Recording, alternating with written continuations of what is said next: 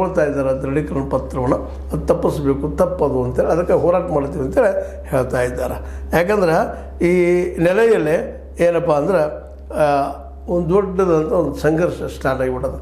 ಈ ಬೇಡ ಜಂಗಮ ಅಂತ ಏನು ಬರ್ತಾರೆ ಜಂಗಮ ಸಮುದಾಯದವ್ರಿಗೆ, ವೀರಶೈವ ಜಂಗಮರಿಗೆ ಈ ಪ್ರಮಾಣ ಪತ್ರ ಕೊಡಲಿಕ್ಕೆ ಕೊಡಬಾರ್ದು, ಮತ್ತು ಇವ್ರು ಬರುವುದಿಲ್ಲ ಪರಿಶಿಷ್ಟ ವರ್ಗದಲ್ಲಿ ಅಂತೇಳಿ ಪರಿಶಿಷ್ಟ ವರ್ಗದ ಜನ ಈ ಒಂದು ಆರೋಪನ ಮಾಡ್ತಾಯಿದ್ದಾರೆ. ಇದು ಷಡ್ಯಂತ್ರಪ್ಪ, ಇದು ಒಬ್ಬ ಇನ್ನೊಬ್ಬರ ಹಕ್ಕನ್ನು ಕಸ್ಕೊಳ್ಳುವಂಥದ್ದು ಅಂತೇಳಿ. ಯಾಕಂದ್ರೆ ಈ ಉತ್ತರ ಕರ್ನಾಟಕದಲ್ಲಿ 150 ಕುಟುಂಬಗಳು ಮಾತ್ರ ಬೇಡ ಜಂಗಮ ಅಂತಿದ್ದಾರೆ ಅಥವಾ ಬುಡಗ ಜಂಗಮ ಅಂತಿದ್ದಾರೆ, ಉಳಿದವರು ಅಲ್ಲ ಅನ್ನೋದು ಸ್ಪಷ್ಟವಾದಂತಹ ವಾದ. ಯಾಕಂತಂದ್ರೆ ಈ ನೆಲೆಯಲ್ಲಿ ಇವತ್ತು ನಮ್ಮ ಏನಪ್ಪ ಅಂದ್ರೆ ಉಪಾಧ್ಯಕ್ಷ KPCC ಉಪಾಧ್ಯಕ್ಷ ಎಚ್ ಆಂಜನೇಯವರು ಏನು ಮಾಡ್ತಾಯಿದ್ದಾರೆ ಅಂದ್ರೆ ಸ್ಪಷ್ಟೀಕರಣ ನೀಡ್ತಾ ಇದ್ದಾರೆ.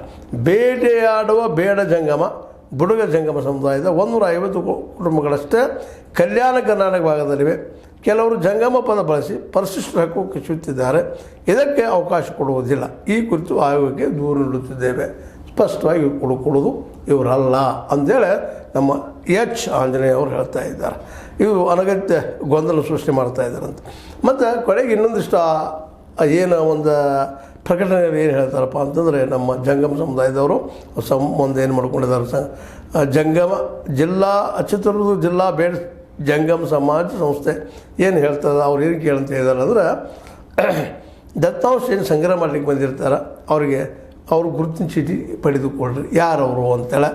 ಮುಂದೆ ಗಣತಿದಾರರ ಫೋಟೋ ತೆಗೆದುಕೊಳ್ಳಿ, ಯಾರು ಗಣತಿ ಮಾಡ್ತಿದ್ರು ಅವ್ರು ಫೋಟೋ ತೊಗೊಳ್ರಿ, ಜೊತೆಗೆ ಅವ್ರ ಸಂಪರ್ಕ ಸಂಖ್ಯೆಯನ್ನು ಪಡೀರಿ, ಅಂದರೆ ಮೊಬೈಲ್ ನಂಬರ್ ಪಡ್ಕೋರಿ ಅಂತ. ಈ 3 ಪಡ್ಕೋರಿ ಅವರು ಅಂತ. ಇದರ ಅರ್ಥ ಏನು, ಯಾಕೆ, ಏನು ಕಾರಣ ಅನ್ನೋದಕ್ಕೆ ಅವರು ಉತ್ತರ ಕೊಡಬೇಕಾಗಿದೆ ಜಂಗಮ ಸಮುದಾಯದ ಈ ಸಂಸ್ಥೆಯವರು.